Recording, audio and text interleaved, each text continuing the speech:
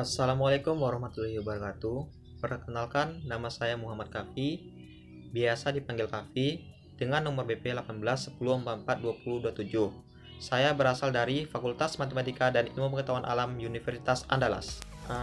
Pada video kali ini, saya akan membuat subbab mesin dan juga lemari es. Jadi tujuan saya membuat video ini untuk pengumpulan tugas yang akan dikumpulkan hari ini. Jadi langsung saja ke videonya. Pada pembahasan kali ini yang sudah saya jelaskan tadi, kita akan membahas mesin dan lemari es. Yang pertama itu kita akan membahas mesin panas. Jadi mesin panas ini merupakan perangkat yang menyerap panas dan mengubah sebagian energi itu menjadi energi kerja. Contohnya itu kita ambil yaitu turbin uap.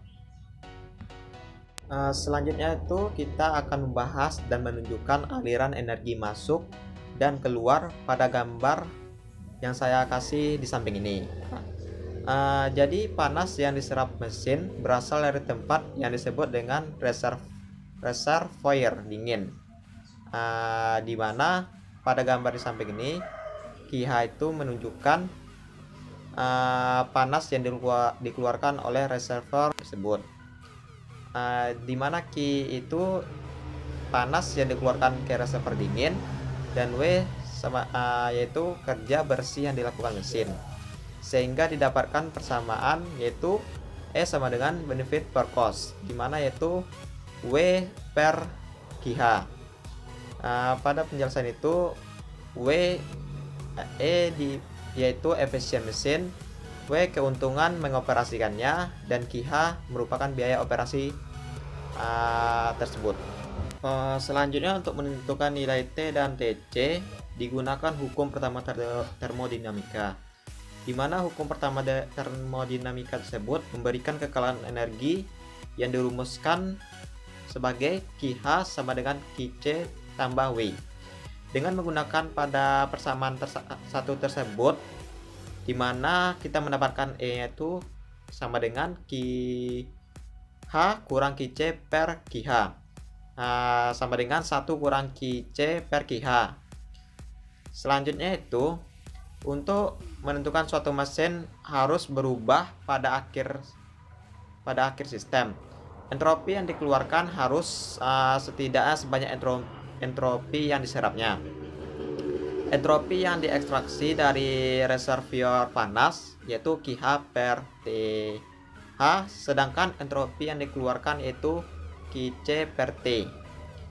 Dari hukum termodinamika yang diberikan, sehingga didapatkan QC per TC lebih besar sama dari QH per TH, atau juga kita bisa sebut QC per QH besar sama dari TC per TH, sehingga atau juga kita bisa memasukkan rumus ke persamaan 3 yang kita dapatkan tadi, yaitu E lebih kecil sama dari 1 kurang TC per TH.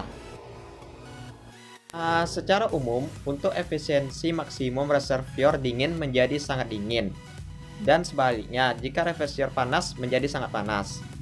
Selanjutnya itu jika TC per TH, maka akan menghasilkan mesin tersebut sangat efisien.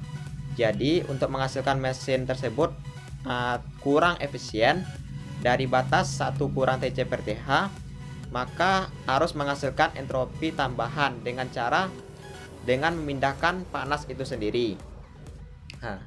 Dalam konteks ini, hukum pertama yang dipersepsikan, kamu tidak bisa menang. Di sini saya juga masih kurang paham apa maksudnya. Dan hukum kedua menimbulkan keadaan yang sama, di mana kita tidak bisa mencapai C sama dengan 1, atau juga TC sama dengan 1 dan TH sama dengan tak hingga. Pada lanjutannya kita akan membahas siklus Carnot.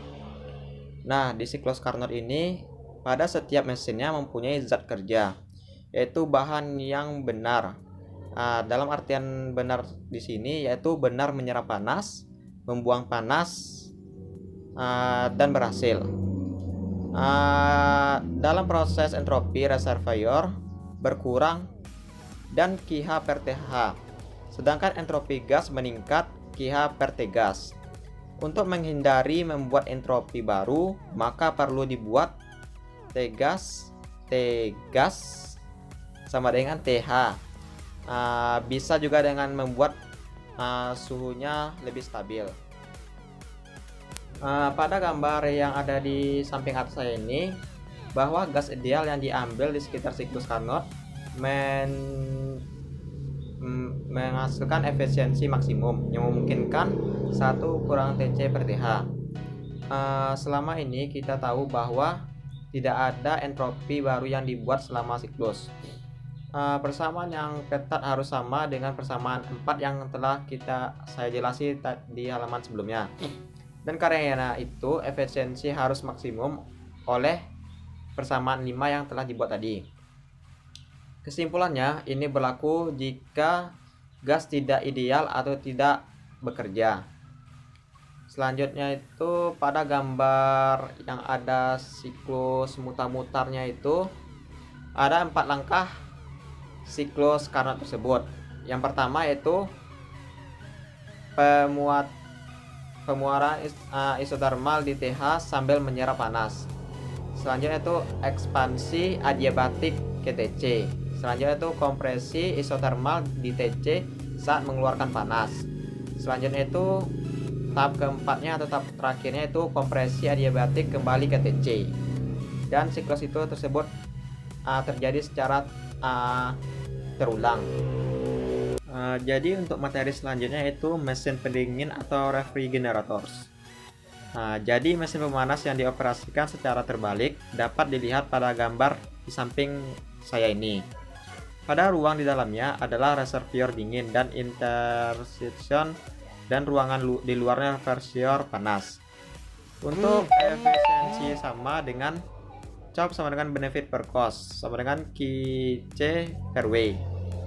Lalu kita dapat menggunakan hukum kedua dan pertama untuk menurunkan batas COP dalam T dan suhu T. Hukum pertama yaitu QH sama dengan QC tambah W, maka didapatkan hasil COP-nya itu QC per QK kurang QH per kurang QC sama dengan 1 per QH per QC kurang 1. Secara khusus, hukum pertama memungkinkan COP lebih besar dari 1. Sementara itu, hukum kedua mengatakan bahwa entropi yang dibuang ke reversion dingin yaitu QH per TH besar sama dari QC per TC atau juga QH per QC besar sama dari TH per TC. Lalu dari persamaan itu kita bisa substitusikan ke persamaan 7. Maka COP kecil sama 1 per TH per TC kurang 1. Sama juga dengan TC per TH kurang TC. Untuk nilai S biasanya yaitu TH itu biasa nilainya 298 Kelvin dan T itu 255 Kelvin. Selanjutnya itu mesin pendingin juga dapat menyedot panas dari lemari es. Dalam kasus ini limbah panas yang dibuang ke dapur akan menjadi 6,9 Joule. Untuk membuat pendingin ideal dengan COP harus semaksimal mungkin, maka digunakan siklus Carnot. Dalam siklus Carnot ini dan lainnya menciptakan argumen yang lumayan pintar untuk menunjukkan peraturan ini.